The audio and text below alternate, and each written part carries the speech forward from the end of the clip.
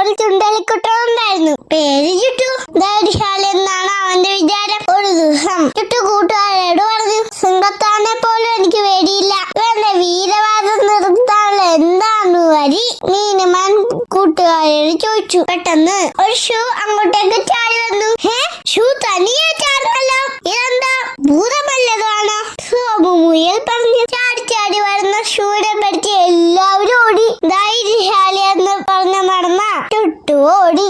Shoe നേരെ ചുട്ടുന്റെ പിന്നാലെ ചാടി ചാടി വന്നു. അയ്യോ, എന്റെ പിന്നാലെയാണല്ലോ അവൻ വരുന്നത്. ചുട്ടു പേടിച്ചുപോയി. ചുട്ടുന്റെ കാലത്തിൽ കേട്ടതും ഷൂ നിന്നു.